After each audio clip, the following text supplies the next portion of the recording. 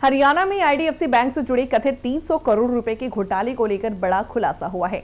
Haryana state vigilance और anti corruption bureau के DGP Arshinder Singh Chawla ने पंचकुला मुख्यालय में प्रेस कॉन्फ्रेंस कर मामले की विस्तृत जानकारी दी। Haryana state vigilance and anti corruption bureau के डीजीपी अर्शिंदर सिंह चावला ने बताया कि 23 फरवरी को पंचायत विभाग से एक पत्र प्राप्त हुआ था जिसमें सरकारी धन के गबन की जानकारी दी गई थी। शिकायत के आधार पर एंटी करप्शन ब्यूरो में मुकदमा नंबर 4 दर्ज किया गया और जांच शुरू कर दी गई।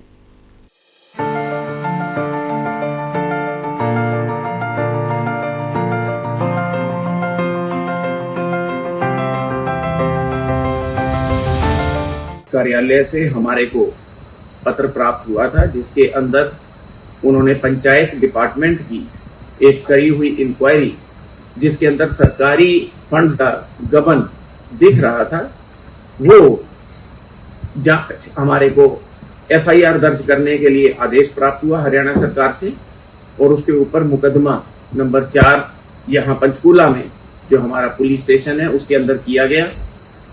उस मुकदमे को दर्ज करने के उपरांत एक एसआईटी का गठन किया गया जिसके overall supervision Shri Gangaram Punia IPS, जिनके पास एसपी पंचकूला का चार्ज है, इनके अधीन दी गई और इन्होंने बहुत अच्छा कार्य करते हुए तकरीबन 24 घंटे के अंदर या थोड़ा सा ज्यादा एक आधे दिन के अंदर ही जो इसके अंदर मेन 2 मुलजिम थे जिनका नाम रिभव ऋषि है और अभय है।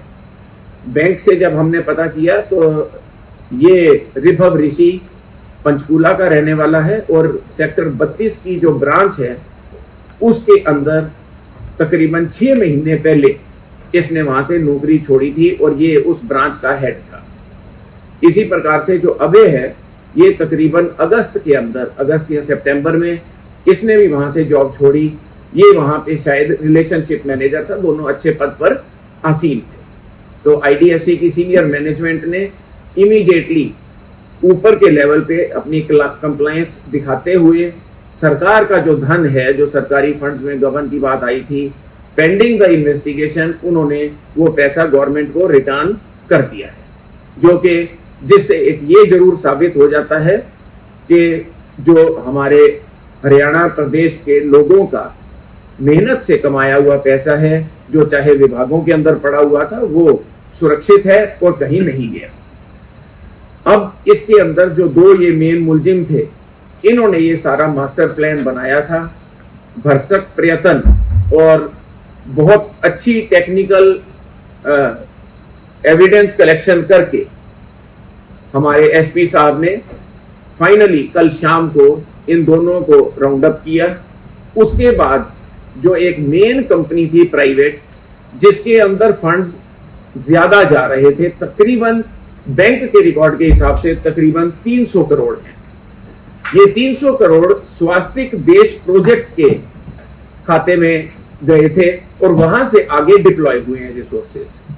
सरप्राइजिंग चीज ये थी कि जो आईडीएफसी बैंक की ब्रांच है वो चंडीगढ़ के अंदर है, विभाग ज्यादातर हरियाणा के अंदर है और एयू स्मॉल फाइनेंस बैंक जिसके अंदर पैसा गया उनकी ब्रांच मोहाली में है। तो ट्राई सिटी होने की वजह से कई बार सीनियर लेवल पे जब हमने उनसे पूछा तो ये ऑब्जर्व कई बार रह रही है बात कि भाई जब ब्रांच पंचकूला के अंदर है तो अकाउंट चंडीगढ़ में खुला, तो क्या सीनियर मैनेजमेंट इस चीज को नहीं देखती कि सरकारी अकाउंट आउट ऑफ टेरिटरी क्यों खोल रहे हैं? तो ये चीज उन्होंने बताई कि ये सिर्फ ट्राई सिटी के साथ ये परेशानी आ जाती है क्योंकि तीनों बिल्कुल क्लोजली एक दूसरे के पास बैठे हैं और इसके अंदर 2 स्टेट्स इन्वॉल्व है और एक यूनियन टेरिटरी। तो इस तरीके से ये 4 लोगों को पकड़ा गया। जो ये देश स्वास्तिक देश प्रोजेक्ट्स है, इसकी जो मेन ओनर 75% शेयर वो स्वाति सिंगला के पास है और उसके भाई अभिषेक सिंगला के पास 25% शेयर है। स्वाति सिंगला अभय की वाइफ है। तो इन 4 को हमने पकड़ लिया है, जांच इनकी जारी है और निश्चित तौर पे जिसका भी इसके अंदर इन्वॉल्वमेंट रहा है, सरकार इसके प्रति स्पष्ट है कि उनके खिलाफ ठोस कार्रवाई की जाएगी।